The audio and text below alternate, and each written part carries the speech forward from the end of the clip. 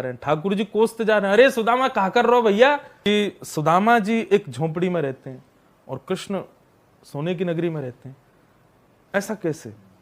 क्या एक ही गुरुकुल में गुरु जी की यही कृपा हुई दोनों पे, एक पे ज्यादा होगी एक पे कम? बोले नहीं, ये सुदामा जी का सख्य है कि एक दिन सुदामा जी और कृष्ण दोनों जब गुरुकुल में पढ़ते थे तो एक दिन वहां पर भृगु ऋषि आए भिक्षा मांगने के लिए।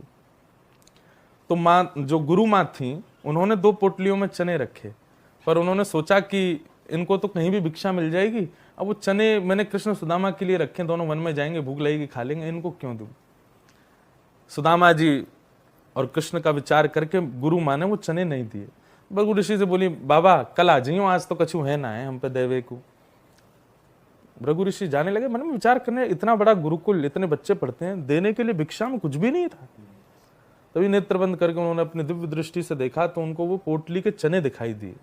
अच्छा, बच्चों के मोह में वो चने छुपा लिए, अपने बच्चों को देने चाहती है, मेरे को नहीं दिए, एक ऋषि को नहीं दिया। श्राप देता हूं, जो भी उन चनों को खाएगा वो लक्ष्मी विहीन हो जाएगा, उसके जीवन से लक्ष्मी चली जाएगी, वो निर्धन हो जाएगा, खाने पीने के लाले पड़ेंगे उसके। तो ये बात जब भृगु ऋषि जब श्राप दे रहे थे तो वहीं वृक्ष के पीछे, झाड़ियों के पीछे तुलसी तोड़ रहे थे सुदामा जी, और सुदामा जी ने ये वहां बैठे बैठे सुन लिया। और जैसे ही सुना तो दौड़ करके गए कि भाई वो चने कोई बच्चे खाना ले, मैं देखूं जाके।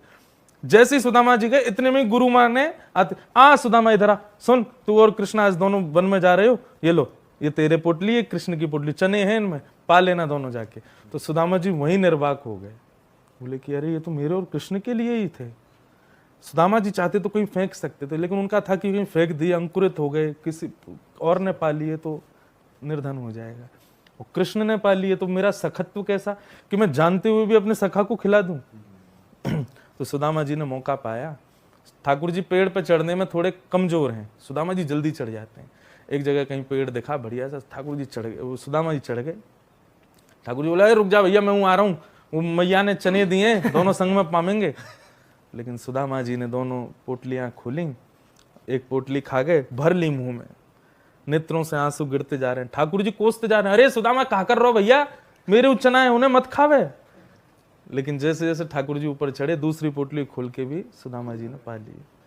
और जैसे ठाकुर जी आए तो ठाकुर जी नाराज हो गए, बोले सुदामा तेरो ऐसा भाव, तू मेरे चना नहीं खा गए हो?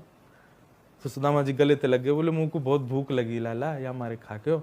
लेकिन नेत्रों से आंसू गिरते रहे और बोले, लाला तू हमेशा खुश रही हो, हमेशा प्रसन्न रही हो।